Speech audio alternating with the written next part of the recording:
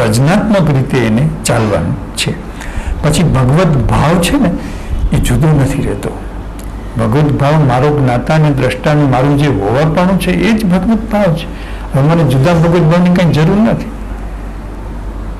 જેમ કેટલાક ધાર્મિકતાના લક્ષણો હોય છે, તો કે હવે કોઈ ભગવત ભાવના લક્ષણોની બહારની પણ જરૂર નથી ને અંદરની પણ જરૂર નથી. તમે કયા કપડાં પહેર્યા છે, તમે કયા ભવનમાં બેઠા છો, કાંઈ મહત્વનું નથી. કારણ કે અંદરનું જે જ્ઞાતા દ્રષ્ટા પદ છે તો કે પોતે જ પોતાના સ્વભાવમાં છે. પછી કોઈ વાતાવરણની વિશેષ વાતાવરણની કોઈ જરૂર નથી.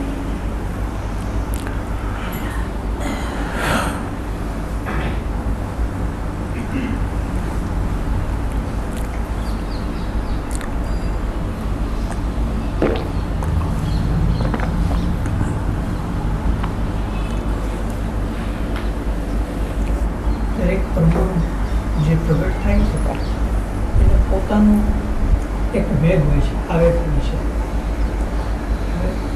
એ આવેગને જોઈ શકાય છે. ખરેખર એ પરમાણુને જાણવાનું તો ત્યારે જ શક્ય બને ને કે જ્યારે એ વેગ શાંત થાય. એમ કહે છે જે પરમાણુ પ્રગટ થાય છે એને એક પ્રકારનો વેગ હોય છે. એટલે એ તમે કેમ સમજશો? કારણ કે ક્રોધ આવ્યો તો ક્રોધ તો કંઈ ઠંડો ન હોય, ક્રોધ તો વેગવાળો જ હોય. ભલે ઢાંકેલો હોય, કેટલીક વાર ઢાંકેલો હોય વધારે વેગવાળો હોય અને પ્રગટ થાય ઓછા વેગવાળો હોય. એવું તો કે હવે જે એનો વેગ હોય એથી કરીને એને આપણી પાસે આપણે એને જાણી શકતા નથી. કારણ કે એ વેગમાં આપણું જે જ્ઞાતા પદ છે એ દબાઈ ગયું હોય છે અને એની ઉપર આ બધો વંટોળિયો ઘેરી ગયેલો હોય છે. હવે જ્યારે જણાતું નથી ત્યારે હવે કરવાનું શું? તો તમે હવે જ્ઞાતાની શોધોમાં, જાણવાવાળાની શોધોમાં તમારી પાસે શું છે, તમારા હાથમાં શું છે, પ્રાપ્ત કર્મ શું છે તમારું? કે મારા હાથનું પ્રાપ્ત કર્મ મારા મગજમાં જે ક્રોધ વ્યાપી ગયો, ભડકે બળે છે, બધું સળગે છે, તો કે જે સળગતી જે અવસ્થા છે એ મારી નથી પણ પરમાણુની છે. એવો તમારે પ્રકૃતિની વાસ્તવિક ભૂમિકા ઉપર અનુભવ કરવાનો છે. કેટલો ફેર પડશે તમે જુઓ. પણ એ સમયે જ્યારે મારી અધ્યાત્મની ઇમેજ આવી જાય કે હું તો આધ્યાત્મિક માણસ છું, મને વળી આ શું, તો તમે ગયા. કારણ તમારી પાસે તારી કલ્પના કામ કરે છે. આ તો વિજ્ઞાન છે આખું. તારી પાસે તારી કલ્પના કામ કરે છે. એને બદલે આ ક્રોધ તો એક દાખલો આપું છું, પણ કંઈ પણ વસ્તુ પ્રગટી, તો કે જે વસ્તુ પ્રગટી, તો કે પ્રગટેલી વસ્તુને સૌથી પહેલા મારી એટલું જ મેં શરૂઆતમાં જે તમને કીધું કે કેન્દ્રીકરણ વગર જોવું, મારાપણા વગર જોવું કે આ મારો ક્રોધ નથી. આ જે ક્રોધ છે એ સંયોગનું કારણ છે. સંયોગથી આ ક્રોધ આવ્યો છે. હું ડાયો હોઉં, સારો હોઉં, મારું વર્તન બહુ સારું હોય, મારું આચરણ બહુ સારું હોય, છતાંય મારા સારા વર્તનને ધ્યાનમાં નહીં લે, મારા સારા આચરણ ધ્યાનમાં નહીં લે, મારા ત્યાગની, મારા વૈરાગીને ધ્યાનમાં નહીં લે. પરમાણુ એટલે પરમાણુ, જે મગની માત નાખો દાજે, તો એવું. તો હવે એ જે પરમાણુ છે વેગવાળા, તો એ કે વેગવાળા પરમાણુ એમ કહું કે મારા નથી, મારા નથી, મારા નથી, મારા નથી.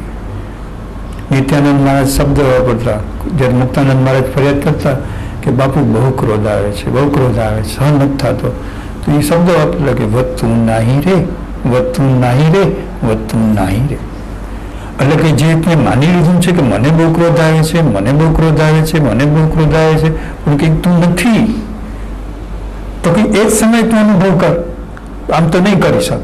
હવે આવ્યા જ છે મહેમાન, તો કે મહેમાનને તું એમ જો કે આ મહેમાન છે, મહેમાન છે, આ મહેમાન છે, આ મહેમાન છે, એની સાથે જ એનો જે વેગ, જેમ ગાડીની સ્પીડ 90માંથી 80, 70, 60, 50 થઈ જાય, એમ એની તમે એ મહેમાન છે, મહેમાન છે કીધું, એને કારણે એનો વેગ ઘટે છે. પણ આ મને ક્રોધ આવ્યો ન હોવો જોઈએ, મને ક્રોધ આવ્યો ન હોવો જોઈએ, એટલે એની સ્પીડ હોય એના કરતાં વધી જાય.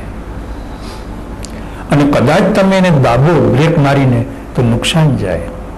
તમને આરોગ્ય, તમારા આરોગ્યમાં નુકસાન થાય, માનસિક આરોગ્યમાં નુકસાન જાય. શારીરિક તમને આરોગ્યમાં નુકસાન જાય. બ્રેક મારો છો તમે, એક તો આટલો બધો વેગ છે અને બરાબર ધડ કરીને તમે બ્રેક મારો છો, વિસ્ફોટ થાય. તો એને બદલે મહારાજ ક્યાં છે? મારે શું લેવા ન લેવા નથી. અનંત કાળથી હાઈલા આવે છે. અત્યારે મને કંઈક થોડીક નવરાશ છે તો મારા નથી. એમ જ્યારે તમે અનુભવ કરો છો એટલે એનો વેગ, શરૂઆતમાં તો વેગ ઘટે છે. વેગ ઘટ્યા પછી એની આવવાની જે ફ્રીક્વન્સી હોય છે એ ઘટવા લાગે છે અને પછી તમને પૂરેપૂરું એમ લાગે છે કે આ બધી લીલા છે, પરમાણુની માયા જ છે બધી. નાહકનું આમાં દુઃખી થાઉં છું, હું કરીને દુઃખી થયા કરું છું અને દુઃખી થવા જેવું છે જ નહીં. કદાચ સુખી સારા પરમાણુ આવે તોય હરખાઈ જવા જેવું નથી. ઘણા માણસના અમુક સમય એનું ચહેરો છે બહુ પ્રસન્ન લાગે, બહુ એકદમ હરખાતા હોય અને એમ લાગે કે આ પ્રસન્નતા એ મારી છે. એમ થાય કે આ પ્રસન્નતા એની નથી, હરખાય છે, બહુ આનંદમાં છે, બહુ ખુશી છે, એની નથી. હમણાં થોડુંક સમય થશે એની લિમિટ પૂરી થશે એટલે હમણાં રિવર્સમાં ગાડી આવી જાય છે. તો પ્રસન્નતાના જે પરમાણુ આવે તો કે એ મારા નથી. બુદ્ધ ભગવાનને પૂછ્યું કે તમારા સાધકને પૂરેપૂર્ણ બોધ થઈ જાય તો એની શેની પ્રાપ્તિ થાય? સુખની પ્રાપ્તિ થાય? તો બુદ્ધ કે ના. બુદ્ધ દરેક ભાષા, વૈજ્ઞાનિક ભાષા વાપરતા કે દુનિયાનો કોઈ સામ્યવાદી, કોઈ રેશનાલિસ્ટ એને પડકારી જ ન કે એવા જ શબ્દ વાપરે. બુદ્ધ કે ના, મહાસુખ. બીજા બે સંતો એમ કે તમને મહાસુખ થાય, તમને સમાધિ થાય, તમને જ્ઞાન થાય. કે નારેમાં તો શું થાય? તો કે દુઃખ મુક્તિ થાય. એનું તમે છાતી ઠોકીને કહી દો દુઃખ મુક્તિ થાય, પણ તમે દુઃખી ન થાવ. હકીકતમાં તો એ જે દુઃખના પરમાણુઓ ખસી જાય પછી અંદર જે વિજ્ઞાન સ્કંદ પડેલો છે તો કે વિજ્ઞાન સ્કંદ છે એ તો આનંદ સ્કંદ જ છે, આનંદમય છે. પણ જો એમ બોલે કે તમને આનંદનો અનુભવ થાય તો બધા નાસ્તિકો દલીલ કરવા, તર્ક કરવા તૈયાર જ હોય. એ ક્યાં છે આનંદ? કેવો છે? તમે કેવો જોયો છે? એટલે બુદ્ધ કે લ્યો, મારે આનંદ શબ્દ વાપરવો જ નથી, શાંતિ શબ્દ વાપરવો જ નથી. દુઃખ રહિતતા, એમાં તમે ના પાડશો કે દુઃખ રહિતતા આવી જશે. પછી દુઃખ રહિતતાની ક્વોલિટી કેવી છે તો કે તમે જુઓ કે માલ કેવો છે. દુઃખ રહિતતા કેવી છે તમે જુઓ, તપાસો. મારે કાંઈ કહેવાની જરૂર નથી, તમે જાણો. તો જ્યારે વેગવાળા પરમાણુ, આપણે ફરી પાછું એને પુનરાવર્તન કરી જઈએ કે વેગવાળા પરમાણુ કોઈ પણ પ્રકારના જ્યારે આવે, ક્રોધના કે બીજા ગમે તેના, ત્યારે પેલું કામ મારી માલિકી નથી, મારી માલિકી નથી. એમ ઊંચેથી બોલવું હોય તો બોલવું, ભલે બીજા ગાંડા કહે મારી માલિકી નથી. આ પરમાણુ મારી માલિકી નથી અને નથી. હવે જે નથી, હું બોલવાનું શું કામ કહું છું કે એ જે નથીનો જે અવાજ છે ને, રણકો, એમાં આત્માનો રણકો છે. એને અસ્વીકૃત કરે છે, અસ્વીકૃતિનો હાથ ઊંચો કરે છે કે નથી એટલે એનું બળ છે. પણ જો તમે શરમાવો અને બોલો જ નહીં તો કે નથીનું બળ ઊભું ન થાય. શરમાળ માણસ હોય કે ના સારું ન લાગે, આમ કોઈ બોલાતું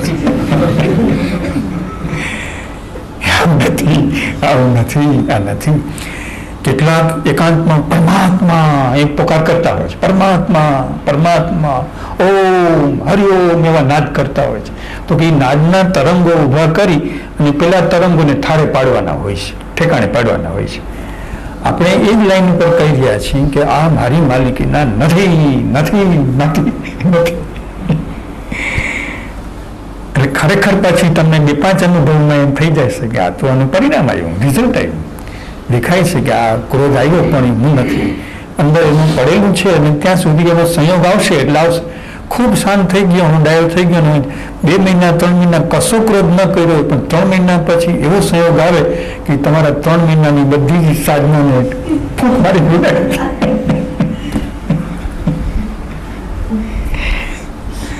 સંયોગ આવ્યો એટલે આપણે કહીએ છીએ કે આંખ બંધ કરીને બેઠા રહેવામાં બહુ સાર નથી. એ સંયોગની શોધ કરી. એમ મહાવીર ભગવાનને, હમણાં મહાવીર જયંતિ હતી, મહાવીર ભગવાનની શેવ કહેવાય છે કે એ પોતે એને ઊંડા અનુભવ થઈ ગયા હતા, જ્ઞાનના અનુભૂતિના. પછી પોતે કોઈને ઓળખતું ન હોય એવા અપરિચિત ગામમાં, અપરિચિત પ્રદેશમાં જતા રહીએ કે જ્યાં કોઈને માન ના આપે, જ્યાં કોઈ આદર ના આપે. ખાવા પીવાની સગવડ ન હોય, રહેવા કરવાની સગવડ, અને પછી જે સંયોગ ઊભો થાય તો કે હવે મારી અંદરથી આ પરમાણુ નીકળ્યું.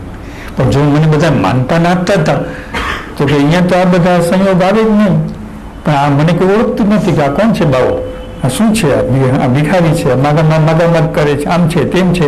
એ જે અડછડ કરે એને અડધૂત કરે તો કે એમાં હવે જુએ કે મને આને અડછડ કર્યો તો કે હવે આમાંથી શું નીકળે, તો કે કંઈ નીકળતું જ નથી, કંઈ આવતું જ નથી.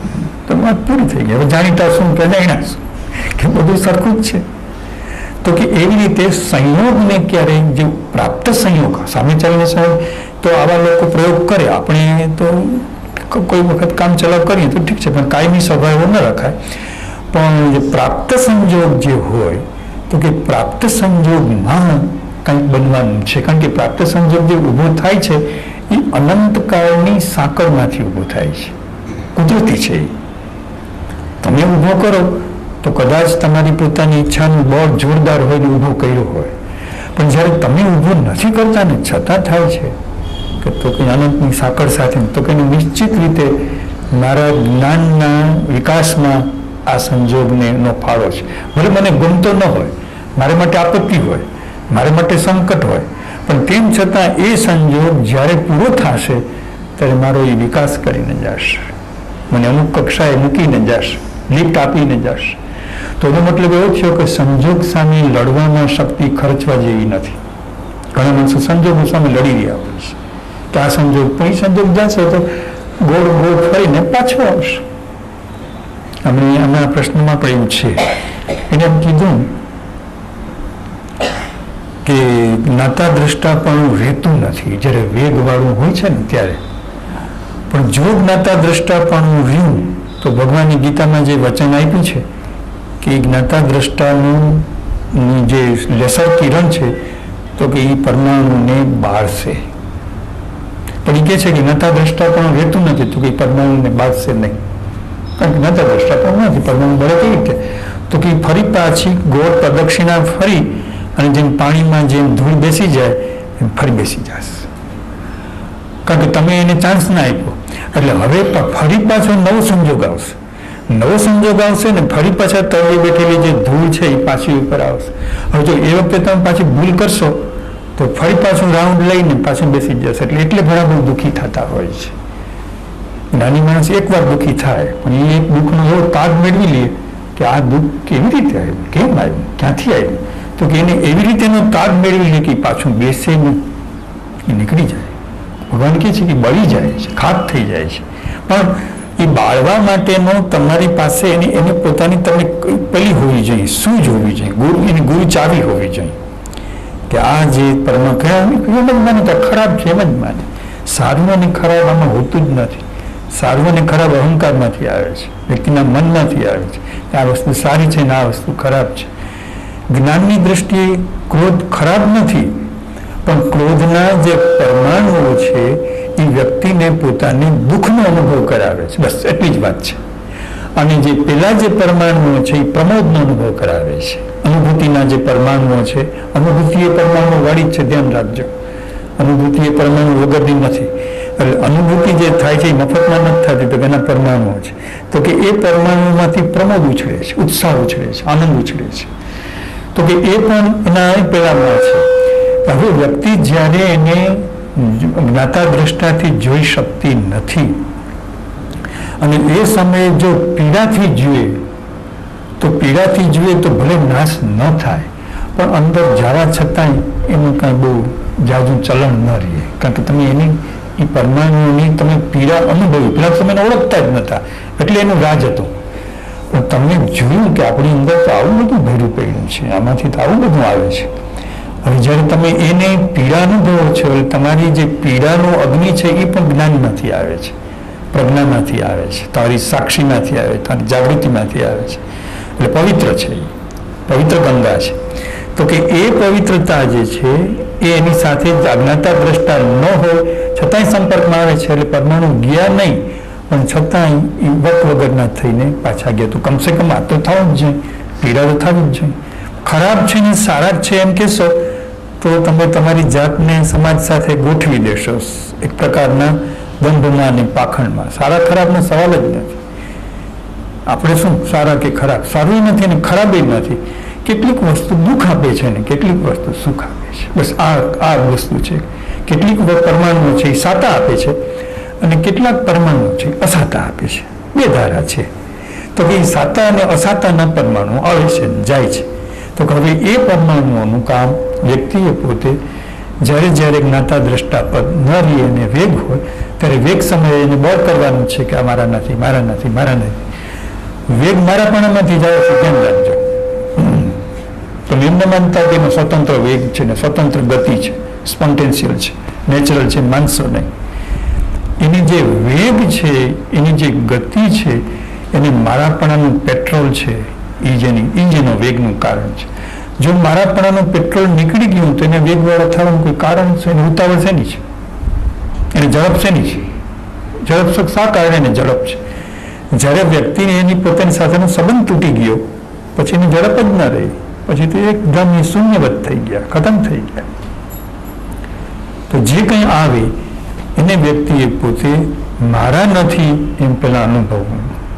એ ધીમે ધીમે અનુભવાશે.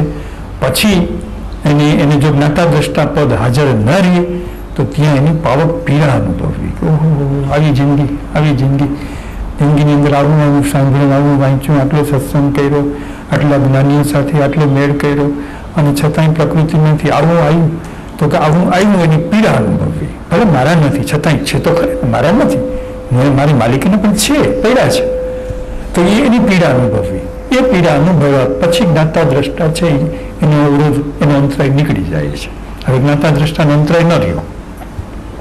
હવે ઓટોમેટિક જેમ સ્વિચ દબાય અને આ પંખો ફરે એમ ઓટોમેટિકલી હવે એ જે જ્ઞાતા દ્રષ્ટામાં એ બધું બૈડા કરે, ખાક થયા કરે અને તમે હળવા ફૂલ થયા કરો. દિવસે ફોડા થઈ જાવ. સામાન્ય રીતે લોકોની જેમ જેમ ઉંમર વધે, જે લોકોનું મન બહિર્મુખ છે એમ એના પરમાણુઓ બહુ જોરદાર ન થતા જાય. કારણ કે એક તો જૂના લઈને આવ્યા હતા અને પાછા પ્રાપ્ત જીવનના બધા અનુભવો ભયંકર કડવા અનુભવ થતા હોય એટલે વધતા જાય. એટલે જેમ જેમ માણસ ઉંમર લે, બાળક હોય ત્યાં સુધી એકદમ એની સ્પોર્ટ્સમેન સ્પિરિટ, યુવાન હોય ત્યાં સુધી બધું હોય. યુવાવસ્થામાંથી બહાર નીકળે એટલે પછી એની સ્પોર્ટ્સમેન સ્પિરિટ ને બધું જતું રહે અને એકદમ ગંધારું મગજ થઈ જાય, ગંધારું મન થઈ કે ઉંમર લાયક માણસ કામના જ નહીં. કે શું કામ કામના નહીં? તો એના પરમાણુ બધા હેવી થઈ ગયા, ભારે થઈ ગયા. પણ જેને પોતાનું વૃદ્ધ થતા આવડે, ઘરડા થતા આવડે કે ભાઈ આપણે તો પરમાણુ ખાલી કરવું, તો કે એનું ઘરડાપણું પણ હેવી ન લાગે, ભારવાળું ન લાગે, પૂજાવાનું ન લાગે. તો આપણા પરમાણુનું વજન વધી રહ્યું છે કે ઘટી રહ્યું છે એ પરીક્ષા કરવી છે. કે દિવસે ને દિવસે સંસાર તો કડવો ઝેર જ છે. સંસાર કોને મીઠો હોય? એ તો અક્કલ ન હોય ને મીઠો લાગે. સંસાર તો કડવો જ હોય. તમે સાતમે આસમાની રહેતા હોય તો પણ સંસાર તો નમકીન આમ પેલેસમાં રહેતા હોય તો પણ સંસાર તો કડવો જ છે, ઝેર જ છે. જેની જે નથી લાગતી તેનું મૂર્ખ મગજ છે એટલે લાગે છે, મંદમતી છે એટલે લાગે છે. સંસાર તો એવો જ હોય. તો કે એવા સંસારની અંદરના જે આ બધા પરમાણુઓ છે તો કે એમાંથી મારે છૂટવાનું છે, બહાર નીકળવાનું છે. એવો જે અનુભવ કરે છે તો કે એના પરમાણુનું વજન ઘટતું જાય છે. વજન ઘટવાથી વ્યક્તિમાં હળવાપણું આવે છે. કોઈ વ્યક્તિ ત્યાં તમને મળવું ગમે તો એનો મતલબ એટલો જ છે કે એને ઘણા બધા પરમાણુઓનો નિકાલ કર્યો છે. કંઈ બહુ વિદ્વાન માણસને મળવું ગમે એવું નથી, થાકી જવાય, બહુ પોતાની બુદ્ધિમાં બહુ ઘણું બધું ભર્યું પડ્યું હોય, ઘણી બધી વાતો કરે, એક વાર સારી લાગે, બે વાર સારી લાગે, 5 વાર સારી લાગે, પછી કંઈ ગમે નહીં. પણ જેના પરમાણુ ખોરા થઈ ગયા છે હલકા, તો કે એની પાસે તમને નિત્ય ગમે. કોઈ નવી વાત ન થતી હોય, કોઈ નવો વિષય ન હોય, નવી કોઈ ચર્ચા ન હોય તો તમે તો કંઈ ગમવું ક્યાંથી આવી? શરીરમાં કંઈ ગમવા જેવું છે? ચહેરામાં કંઈ, મોઢામાં ગમવા જેવું છે? કંઈ વાતમાં ગમવા જેવું છે? તો કે ના. તો કે એમાં જે અવસ્થા છે એ સુરતાની અવસ્થા છે. અવસ્થા જે છે એ સુરતાની, અને એ સુરતાનો મારી પોતાની માંગ છે, હું એનો ગ્રાહક છું, એ મને જોઈએ છે. એટલે એ વ્યક્તિને પોતાની ત્યાં એનો સંયોગ થઈ જાય છે. અને એ જેનું ગમાપણું છે ભગવાન કહે છે કે એનાથી એના પરમાણુનો નિકાલ થશે. ઘણાને સત્સંગ ગમતો નથી તો કે આમાં શું થાય છે?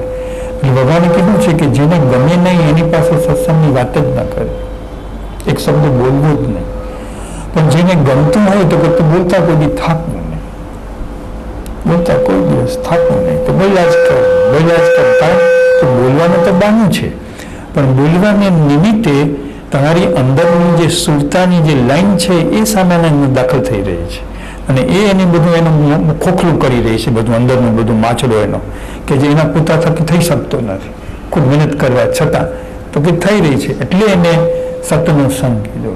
1000 કામ છોડીને પણ સત્સંગ છે એ કરવા જેવી વસ્તુ છે, એની સાથેનો સંપર્ક કરવા જેવું છે, કે એનાથી વ્યક્તિ હળવી થઈ જાય છે, ખાલી થઈ જાય છે. જેની માલિકી નીકળી ગઈ પોતાની, એ કેટલો હળવો થઈ જાય. કોઈક વ્યક્તિને પોતાની માલિકીની દુકાન હોય, કે દુકાન ઓફિસ હોય, ઘર હોય, અને એ કંઈક એને બહારગામ જવાનું થયું, બીજે દેશ જવાનું થયું, એ ઘર એનું વેચી નાખ્યું. હવે એને કાંઈ એને બોજો ન રહ્યો, ભાર ન રહ્યો. રિટર્ન ધરતીકંપ આવ્યો તો એના પહેલાં એક ભાઈને મેં ઓળખી છે, ઘણા બધી કિંમતના એનું મકાન વેચાઈ ગયું, અને વેચાઈ ગયા પછી 15 દિવસમાં ધરતીકંપ આવ્યો, એના ઘરનું બધું ઘણું પડી ગયું, તો એને કાંઈ નહીં, તમે જુઓ કારણ કે એની માલિકી ન પડી ગઈ કે મારા નામના મકાન નથી, મારા નામના છાપા નથી. હવે જેના નામના છાપા છે તો દુઃખમાં જ પડ્યો, હવે શું કરશું? એવી જ રીતે જ્યારે આ ઘરનું આ મકાન જે છે એ મારું નથી, તમે કેટલા હળવા થઈ જાઓ, કેટલો તમારી ચિંતાઓ બધી નીકળી જાય, કેટલા બોજાઓ નીકળી જાય કે આ ઘર મારું નથી, આ ઘર મારું નથી. ઘરમાં હું દાખલ થયો છું, આ ઘરમાં, પણ મારું નથી.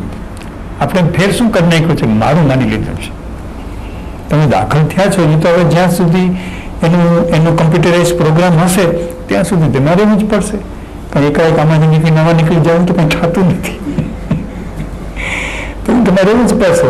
પણ મારું નથી, આ ઘર મારું નથી, આ ઘર મારું નથી, મારું નથી, તો વ્યક્તિના બધા અંદરના બોજા મારાપણાનો ભાઈ નીકળી જાય છે. પછી દિવ્યતા, ભગવત્તા, એનો અનુભવ એને એટલો બધો રહે છે કે પછી કોઈ ક્રિયામાંથી સુખ લઈ શકતો જ નથી. પૂજાની ક્રિયા એટલી કંઈ મોટી નથી એને માટે. પોતાની અંદર જે એને અનુભવ થાય છે એ કંઈ ક્રિયામાંથી ન આવે. ક્રિયા સંસ્કાર માટે છે, સારી ભાવના કેળવવા માટે છે, પણ જ્યારે એને આ વસ્તુ થઈ જતી એનાથી કોઈ મોટી ક્રિયા નથી પોતાની આ દશા કરતા. તો આ પ્રશ્નમાં એ રીતે એને લેવાનું છે.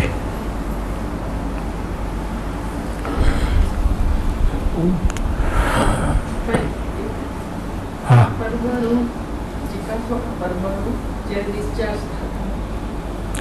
પેલા શબ્દ વાપરો ચિકાસવાળા પરમાં ડિસ્ચાર્જ થાય તે સમયે જ્ઞાતા દ્રષ્ટા મોજૂદ હોય,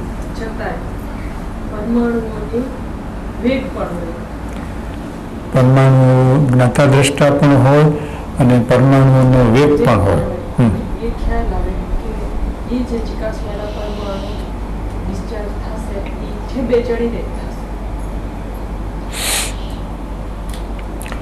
હવે જે આપણે વાત કરી વેગની, ક્રોધનો વેગ, ભયનો વેગ, ચિંતાનો વેગ, એ બધો જે વેગ છે જુદા જુદા, માત્ર પરમાણુ શબ્દ બોલ્યા કરીએ તો પછી એનો અર્થ નહીં, તમારે પાછું એની સાથે જોડી દેવું પડે, કારણ કે રોગનો અનુભવ હોય બધાને કે ભાઈ ક્રોધનો વેગ આવતો હોય, લોભનો વેગ આવતો હોય, ભયનો વેગ આવતો હોય, ચિંતાનો વેગ આવતો હોય, રાગનો વેગ આવતો હોય, દ્વેષનો વેગ આવતો હોય, આ બધા વેગ આવતા હોય. હવે એમ કહે છે કે એવો કોઈ અંદરનો વેગ પ્રગટ્યો અને જે સંજોગ છે એ ઊંડાણથી આમ ઉપરછલો નથી પણ ચિકાસવાળો છે, કે ઘણા બધા પ્રવાહોના એ સાથે વળગેલા છે અને આમ સિલાઈથી જ્ઞાનની દ્રષ્ટિથી જાય નથી, એવો વેગ છે. જ્ઞાતા દ્રષ્ટા હાજર છે. તો હવે એવે સમયે વ્યક્તિને શું કરવાનું છે એમ પૂછ્યું છે ને. હવે એવી પરિસ્થિતિ છે, તો હવે એમાં શું કરવાનું છે? તો હવે આમાં તમારે બધાએ સાવધાન થવાનું એ આવશે કે અંદર જે પડેલું છે, આપણું પ્રારબ્ધ પડેલું છે, સંચિત પડેલું છે, એ પ્રારબ્ધ અને સંચિતમાં કેટલુંક એવું છે કે સાધારણ વ્યક્તિને સત્સંગ સાંભળે અને ચોખ્ખું થઈ જાય, સત્સંગની વાણી સાંભળે અને ચોખ્ખું થઈ જાય. કેટલુંક એવું હોય, કેટલુંક એવું હોય કે એનાથી ચોખ્ખું ન થાય, પણ એમને પડ્યું જ રહે. તો કે એમાં એને પોતાનું ચિત્ત આપવું પડે, મન આપવું પડે, પોતાની શક્તિ આપવી પડે, પુરુષાર્થ કરવો પડે, એકાંત આપવું પડે, કાલાવાલા કરવા પડે, આંખના આંસુ પાડવા પડે. એવું બધું કરી ત્યારે એમ લાગે કે આ ખસી ગયું, અંદરનું આવરણ ખસી ગયું. પણ કેટલાકને તો તમે ગમે એટલું કરો, અંદર ગમે એટલા તમે અંદર શરીરથી તમે હચમચી જાઓ, આડા થઈને પડો, ઊભા થઈને પડો, ખૂબ ગુલાટિયા ખાઓ, ખૂબ કરો, ટૂંકમાં ઘણી બધી મહેનત કરો, પણ છતાંય ખસતું ન હોય અને ક્રિયા ન કરો તો કેટલીક વખત તમારો લાંબા સત્સંગના અભ્યાસને કારણે તમારી શુદ્ધતા, તમારી જાગૃતિ પણ ઝીલમિલ થતી હોય, આકાશમાં જેમ તારો હોય એમ અંદરની શુદ્ધતા પણ આમ ઝીલમિલ થયા કરતી હોય, અને છતાં એની સાથે સાથે પેરેલલ આ વસ્તુ પણ એવી ને એવી હોય. આવું ઘણી વખત ઘણા સાધકોને બનશે, કાં બનતું હશે કે તમને એમ થાય કે મારો દીવો પણ ઠરી નથી ગયો. ભલે હવાનું વાવાઝોડું છે ને આમ ઠરે છે ને થાય છે ને ઠરે છે ને થાય છે, એવું થાય છે, પણ હજી નાનકડો દીવો છે જાગૃતિનો, સજાગતા. અને બીજી તરફથી મારી અંદરના આ બધું જે વાતાવરણ છે એ પણ પૂરેપૂરું વ્યાપી ગયું છે. તો ત્યારે શું કરવું?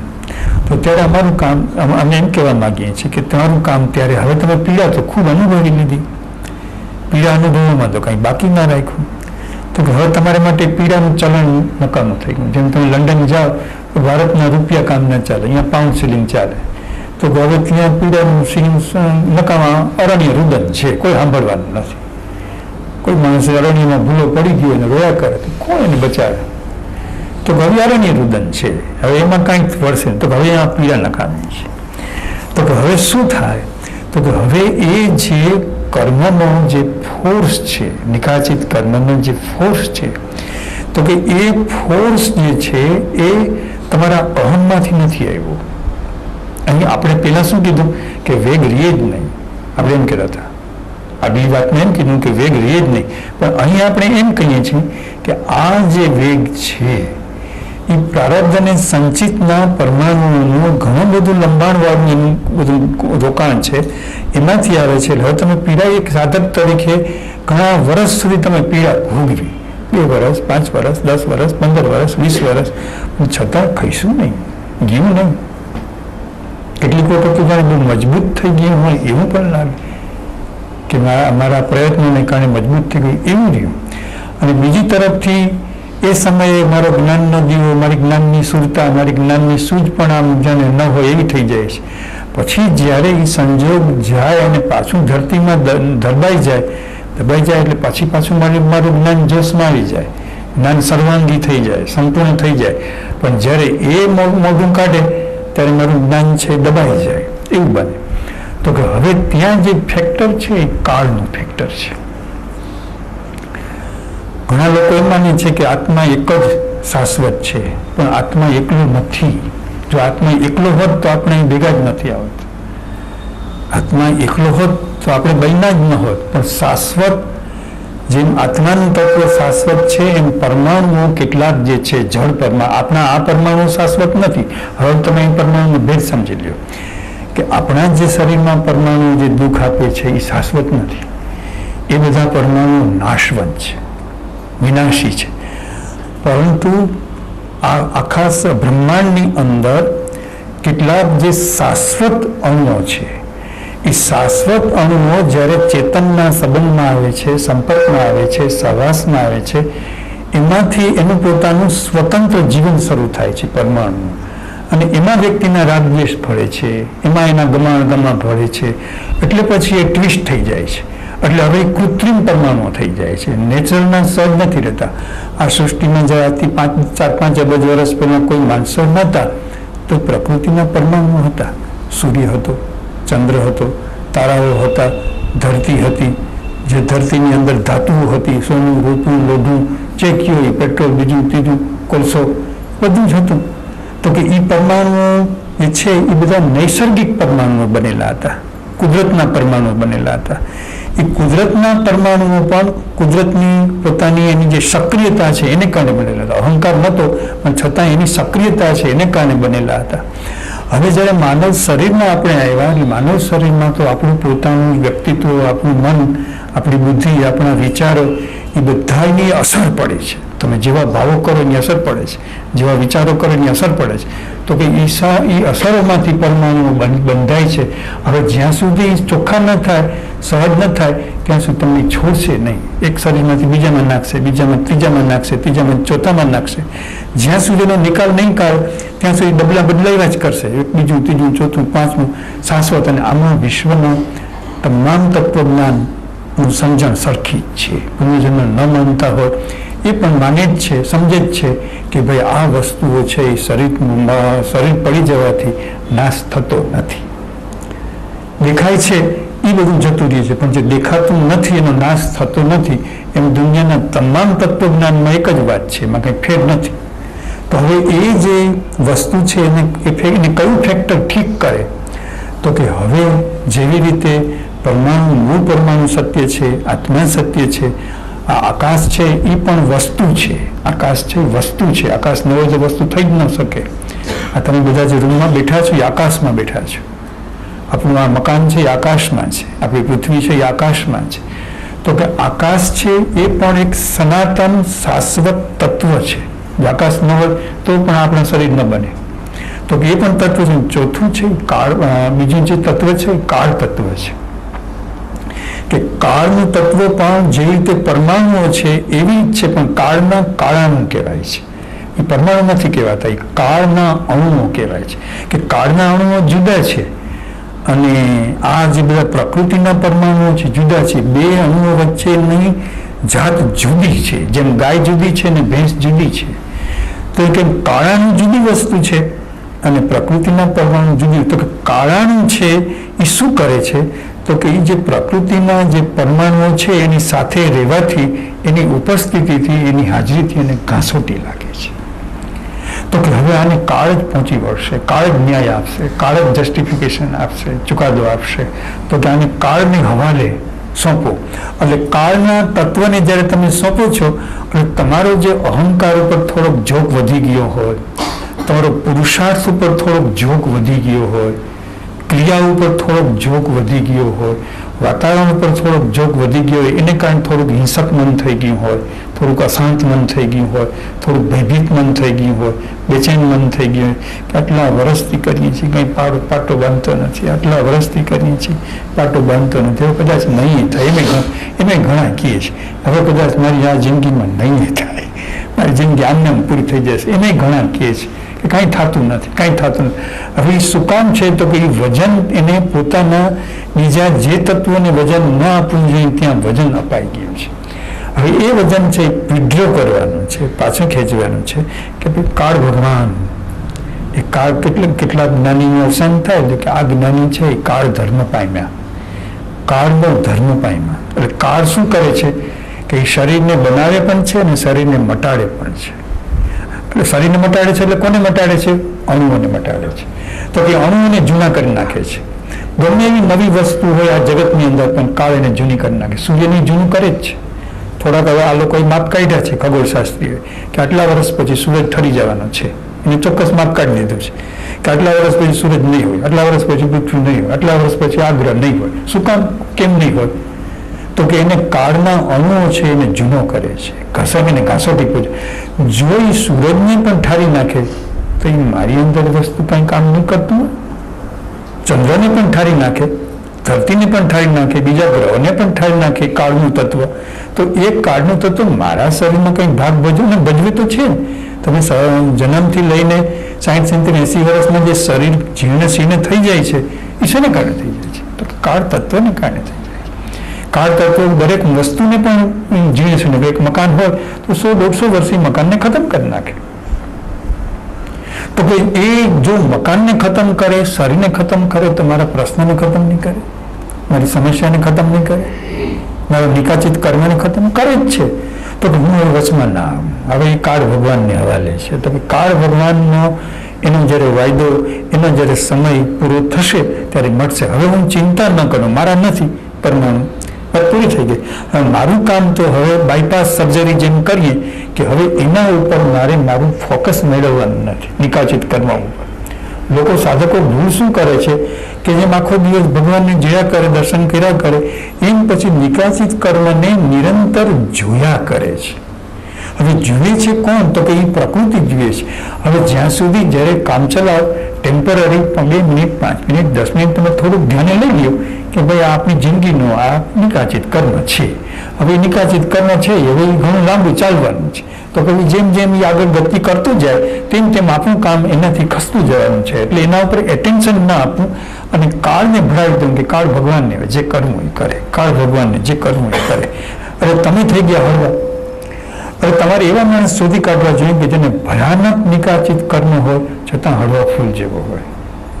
શોધી કાઢજો, જોજો કે મારે એવો માણસ શોધી કાઢવો છે કે આ માણસને એના કર્મોએ ભયંકર રીતે ભડકી લીધો છે, પકડી લીધો છે, કે ક્યાંય આગળ પાછો થઈ શકે એમ નથી, પણ છતાં બધા જ કર્મોથી જાણે નિયાળો, છૂટો, કંઈ છે જ નહીં, કંઈ લેવા દેવા જ નથી. તો કે એ વસ્તુ જે છે એ જ્યારે એને પોતે એ પરમાણુઓને, કાળાનું પરમાણુ વિજ્ઞાન એને જાણી લીધું કે આ એના પરમાણુ આ કાળના છે અને આના છે, હવે બે એનો હિસાબ પતાવ્યો. હું શું મારા માથે લઈને ફરું છું? હું તો મારા સ્વભાવમાં રહું, મારા સ્વભાવની રમણતામાં રહું, કંઈક ઈ શાશ્વત છે, અનંતકાળથી મારા ભેગું છે, આ તો બધું બદલાયા જ કરે છે, પલટાયા જ કરે છે. એટલે વ્યક્તિએ પછી એના ઉપર વધારે વેઇટ ના આપવું. વધારે વેઇટ આપવાથી, વધારે વજન આપવાથી એમાં પાછું મારાપણું આવી જાય છે, મારો પ્રશ્ન. અને બીજું, આપણે ફળની આકાંક્ષાવાળા થઈ જાય છે કે મારે આનું નિરાકરણ કરવું છે, ફલાકાંક્ષા. ભગવાને શું કીધું કે કર્મ કરવું પણ ફળની આકાંક્ષા ન રાખે, કે ભાઈ મારે આ પ્રશ્ન પતાવવો છે, કે મારે આનું નિરાકરણ કરવું છે. તો એ તમારી અંદર બીજા પરમાણુઓ, ઈચ્છાના પરમાણુ ઊભા થઈ ગયા તમારી અંદર જ. ઈચ્છાના પરમાણુ જે ઊભા થઈ ગયા તો હવે ઈચ્છાના પરમાણુએ કાળના પરમાણુનું કામ પોતાના હાથમાં લઈ લીધું. કાળ એનું કામ કરવાનો જ હતો પણ તમે તમારા હાથમાં લઈ લીધું. તો કે ભગવાને કીધું કે તું મહેરબાની કરીને કોઈ પણ પ્રકારની ફળની ઈચ્છા ન રાખ.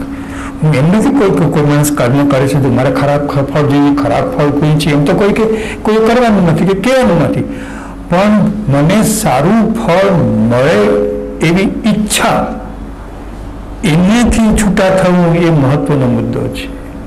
આપણે સત્સંગમાં સારો ભાવ જોઈએ ને કે લોકોને પ્રાપ્તિ થાય, લોકોની જાગૃતિ થાય, લોકોનું કામ થાય, પણ એમાં વ્યક્તિની પોતાની ડિઝાયર, એની ઈચ્છા ભૂલવી ન જોઈએ. ઈચ્છા વગર જે છે, આયાસ વગર જે છે એ ભાવ હોવો જોઈએ. તો એમ આપણી સમસ્યા અને પ્રશ્ન પ્રત્યે જાણે આપણે હોવા છતાં જાણે મારી છે જ નહીં એમ રાખીએ, કાળ પર રાખીએ. થોડું ઘણું વજન આપવું જોઈએ. કેટલાક લોકોને કંઈક એવા હોય છે કે એને કંઈક ખબર જ નથી હોતી કે એના શું પ્રશ્નો છે એના મનના, હોય છે પહાડ જેવા, એને ખબર જ ન હોય. એ ઉપરથી એના વિચારોના આવેગોમાં આવતા હોય, જતા હોય. એ તો સાધક હોય એને ખબર પડે કે મારી અંદર આટલા નિકાચિત કર્મો છે, સંચિત કર્મો છે, આટલા પ્રારબ્ધના કર્મો છે, અને એ કર્મોથી મારે ધીમે ધીમે નિવૃત્ત થવા માટે જ મારો જન્મ છે. એ સિવાય બીજા જે બધા હેતુઓ છે એ તો આપણે થોપેલા છે કે સાચા નથી. મુખ્ય હેતુ તો આ જ છે, જે મુખ્ય કરવા જેવું કામ છે આ છે. લોકોએ સત્સંગને હાંસિયામાં રાખ્યો છે અને પટમાં અને મેદાનમાં એ સંસાર રાખ્યો છે. હકીકતે સંસારને હાંસિયામાં લઈ જવાનો છે અને પટમાં અને મેદાનની અંદર એને આ વસ્તુને લઈ આવવાની છે. એટલે ત્યાં મૂકીને પછી જ્યારે જોવાથી એને પોતાને અંદરથી હળવાશ ઊભી થશે અને પછી કદાચ રહેશે ને તો એ આપણો આત્મા બની ન શકે, આપણો એ સ્વભાવ બની ન શકે. જેમ શરીરની કેટલીક મર્યાદાઓ હોય, કોઈને આંખની મર્યાદા હોય, કોઈને સાંભળવાની મર્યાદા હોય, કોઈને કંઈ મર્યાદા હોય, કોઈને કંઈ હોય, કેમ આપણે કંઈ છે કે ભાઈ આ મર્યાદા છે, એથી કરીને કંઈ એને જીવન જીવવામાં કંઈ વાંધો આવે છે? નથી આવતો. તો એમ નિકાચિત કર્મ ચોટેલું હોવા છતાં એ એક પૈડું હોય પણ બીજા 1000નો હલ કરી નાખે છે. એનું શું? એ એકનો હલ નથી થતો, કારણ કે એના કાળ દેવતા સંબંધ છે. પણ બીજા મારા નાના મોટા બીજા તો કેટલાય મારી અણસમજણો દૂર થાય છે, મારી ભ્રાંતિ દૂર થાય છે, મારી ગેરસમજણ દૂર થાય છે. એકંદરે આખો દિવસ મારો સત્તામાં સ્વભાવમાં થાય છે. તો કે એ બધી મહત્વની વસ્તુ છે. તો કે આને ઇમ્પોર્ટન્સ ન અપાય. ઇમ્પોર્ટન્સ તો શરૂઆતના સમયમાં થોડોક એને આપવો પડે, પણ પછી એમ થાય કે ઓહો, આ તો આપણા ભાગ્યમાં લખાયેલું છે. તો કે હવે એ જે લખાયેલું છે વિધિના લેખ, તો કે એ લખાયેલા જે લેખ છે એને ચાલવા દો એની રીતે. એટલે એ રીતે નોર્માલિટીમાં આવી જવાથી એના વેગ જે છે એ પછી શાંત થઈ જાય છે. એટલે જે વેગ આવે છે ને એ આપણી ભાવનામાંથી આવે છે, આપણી દ્રષ્ટિમાંથી આવે છે. આપણી સાધક તરીકેની જે દ્રષ્ટિ છે, આપણી પુરુષાર્થ કરવાની જે દ્રષ્ટિ છે ને, એમાંથી વેગ પણ એમાં આવી જાય છે. એટલે એ જ્યારે ઘટી જાય છે ત્યારે એકદમ શાંત, જેમ શરીરમાં સાધારણ કોઈ દુખાવો ચાલતો હોય અને એને નગણ્ય હોય, અને બહુ ધ્યાન આપવા જેવું ન હોય, પછી એવું થઈ જાય, ખતમ ન થાય ત્યાં સુધી. એ સિવાય આપણું જે જ્ઞાનનો પુરુષાર્થ બીજી અનેક દિશાઓમાં ચાલ્યા જ કરતો હોય, આ વસ્તુ પડી જાય.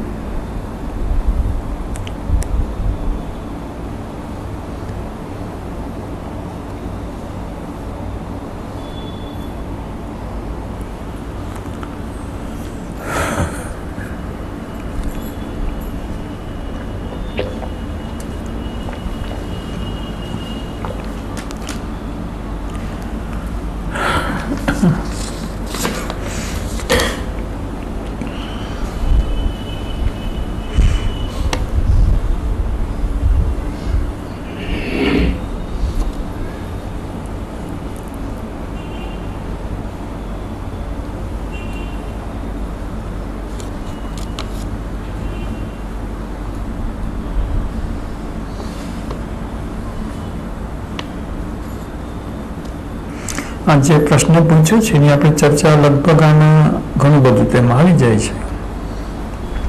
ઘણા વર્ષોનો પુરુષાર્થ અને સત્સંગ થકી સાધનો ગુણ થાય છે, પણ દર્શન શૂન્યમાં શૂન્ય, તેની ભીતર પણ શૂન્ય, અને શૂન્યની પાછળ આકૃતિ. આ શૂન્ય પછીની આકૃતિ એ મારો પછાત હું છે, મારી પ્રકૃતિ છે, જેને અન્ય સાધક તો ઠીક, હું પણ સ્પષ્ટ જોઈ શકું છું. હુંની મૈત્રી ક્યારે થાય, તેનો સહયોગ ક્યારે થાય? અને હુંની જે મૈત્રી જે છે, વ્યક્તિ પ્રશ્ન પૂછે છે કે મારા હુંની મૈત્રી ક્યારે થાય? એટલે દરેક પ્રશ્ન લોકોએ આમાં સમજી લેવાની જરૂર છે કે આપણી અંદર બે પ્રકારના હું છે, એક પ્રકારનો હું નથી. એક પ્રકારનો હું એટલે જે આપણું શરીરનું આપણું જે વ્યક્તિત્વ ઊભું થયું, આપણને જે નામ મળ્યું, આપણને જે ઓળખ મળી, આપણને જે સુખ દુઃખનો અનુભવ થાય છે, એને આપણે હું કહીએ છીએ. કે મને સુખ લાગ્યું, મને દુઃખ લાગ્યું, મને આ ગમ્યું, મને ન ગમ્યું, મને આમ થયું, મને તેમ થયું, એ હું છે. હવે આ જે હું ઊભો થયો છે એ સંજોગોમાંથી ઊભો થયો છે, ભ્રાંતિમાંથી ઊભો થયો છે, અણસમજણમાંથી ઊભો થયો છે. આપણને સાચું કે સાચી શિક્ષણ મળ્યું નથી, સાચી કેળવણી મળી નથી, એટલે થયું છે, એટલે આપણે આ કામ કરવાનું આવે છે. હવે એ હું જે છે, તો કે એ હું જેમ જેમ આગળ વધતો જાય છે એમ એની ઝાડ ગૂંથાતી જાય છે, જેમ જેમ આગળ વધતો જાય છે એમ એની ઝાડ ગૂંથાતી જાય છે. આ છે એક હું. હવે વેદાંતનો માણસ જ્યારે એમ કે અહમ બ્રહ્માસ્મિ, કે હું બ્રહ્મ છું, ત્યારે આ સંજોગોમાં જે ઝાડથી જે ગૂંચાયેલું જે ઝાડું છે એને હું નથી કહેતા એ સંન્યાસી. જ્યારે એમ કે છે કે અહમ બ્રહ્માસ્મિ, તો કે આ મારું અંદરનું જે સ્વરૂપ છે એ સ્વરૂપે હું છું. હવે જ્યારે અમે બ્રહ્માસ્મિ શબ્દ વાપરીએ છીએ ત્યારે બ્રહ્મ શબ્દ છે એ સ્વજ્ઞાનથી પણ આગળ જાય છે. કેટલાક લોકોને સ્વનું જ્ઞાન થાય છે અને અજ્ઞાન દૂર થાય છે, અજ્ઞાન હટી જાય છે, અજ્ઞાન ખસી જાય છે, અને એને ખબર પડે છે કે હું ચેતન સ્વરૂપ છું. એમ જ્યારે જાણ્યું ત્યારથી એને નવા બંધન પડવા અટકી જાય છે. પણ જે એમ કહે છે કે હું અહમ બ્રહ્માસ્મિ, તો કંઈ માત્ર સ્વજ્ઞાનની વાત નથી કરતો. એ માણસ માત્ર ચેતનના જ્ઞાનની વાત નથી કરતો, માત્ર અજ્ઞાન દૂર થયું છે એના લક્ષણની વાત નથી કરતો.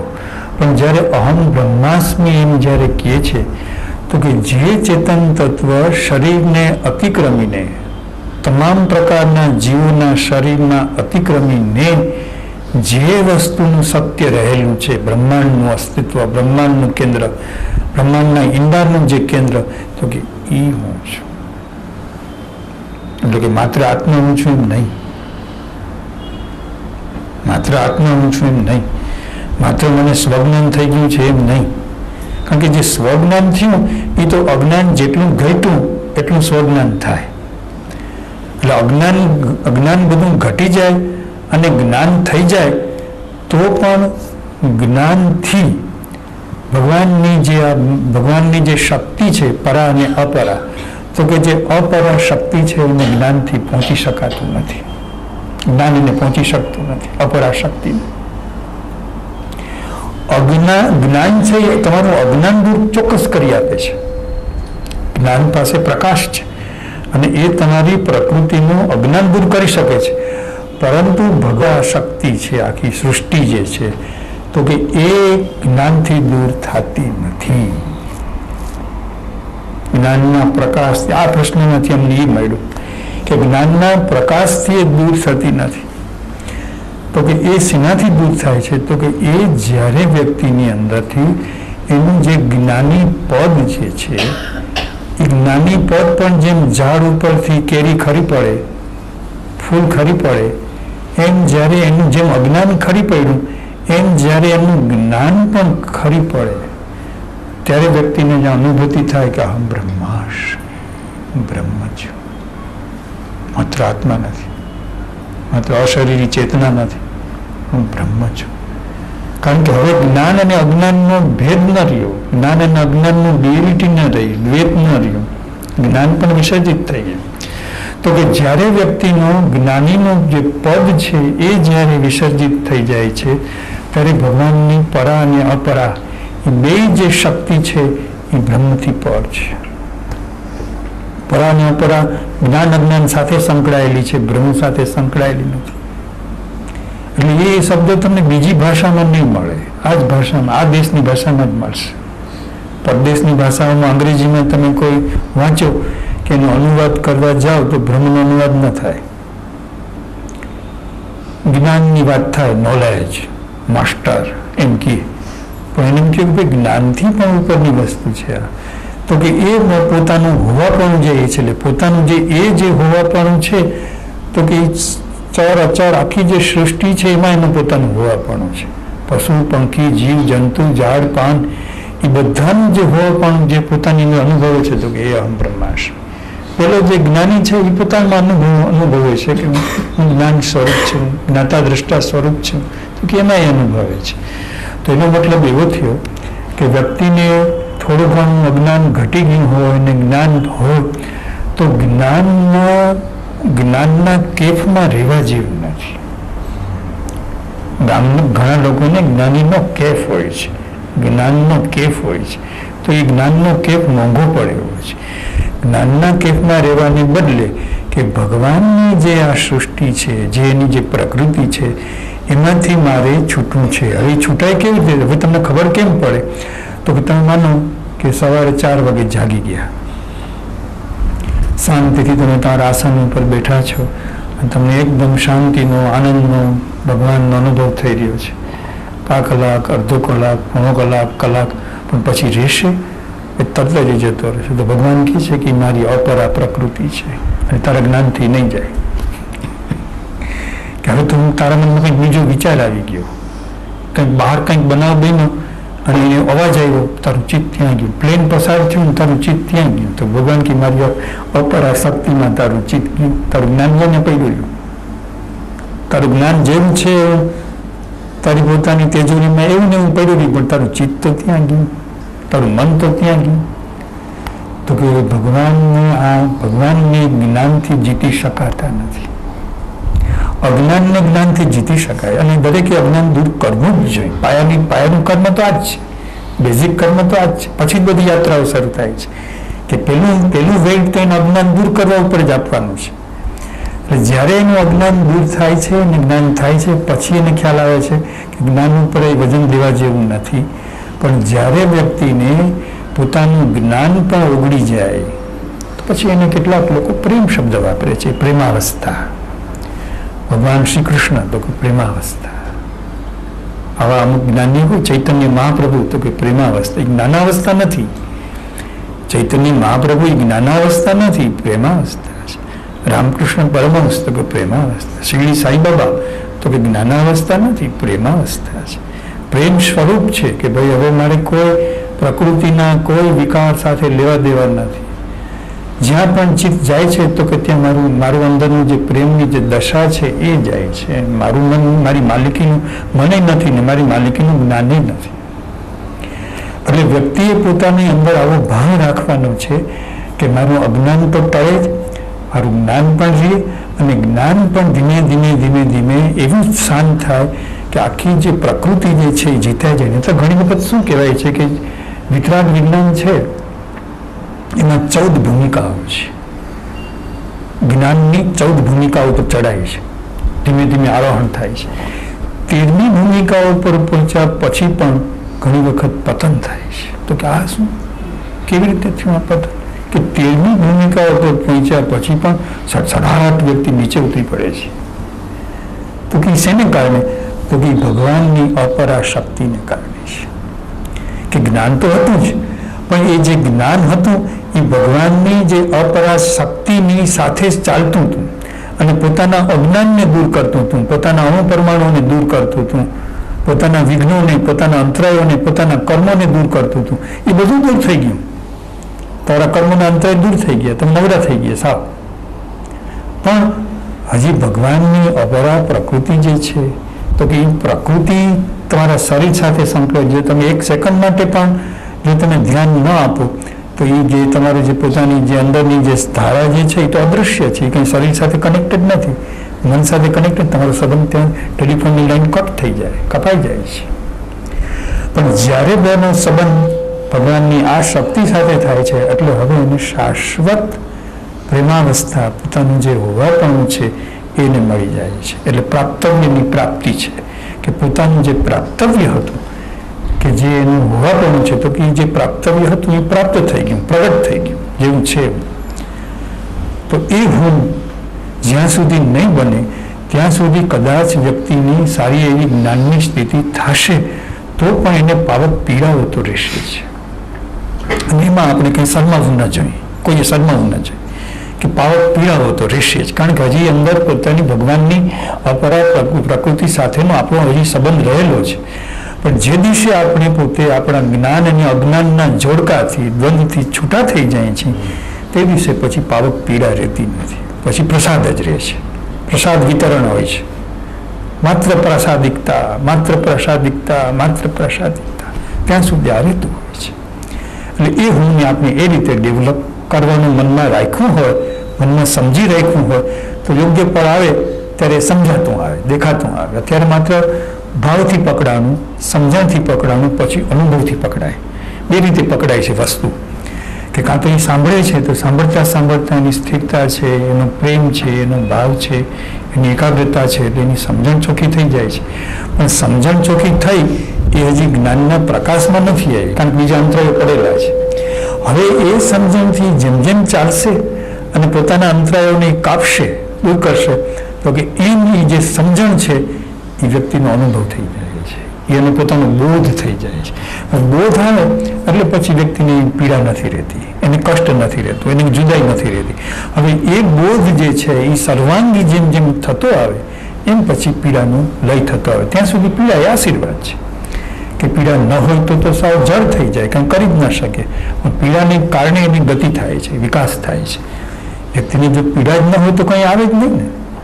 તો કોઈ થિયેટરમાં બેઠા હોય, કોઈ ટીવીની સામે બેઠા હોય, કોઈ ચેનલની સામે, સિરિયલની સામે બેઠા હોય, પણ વ્યક્તિને પોતાની અંદરની પીડા છે માટે બીજા 1000 કામ છોડીને પણ એ બેસે છે. તો એ પીડા વર્ક કરવાની છે, એ પીડા કામ કરવાની છે.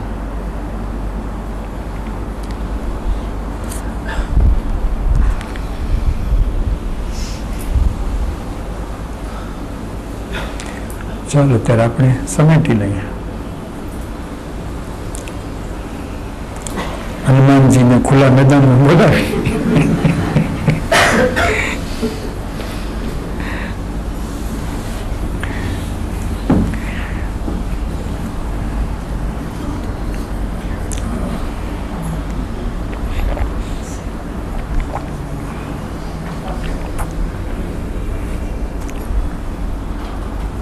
મકરંદભાઈ દવેએ જે હૃદય સોપાન કર્યો છે તે હનુમાન જયંતિના મનોપર્યાવરણ વખતે અહીં પ્રસ્તુત છે.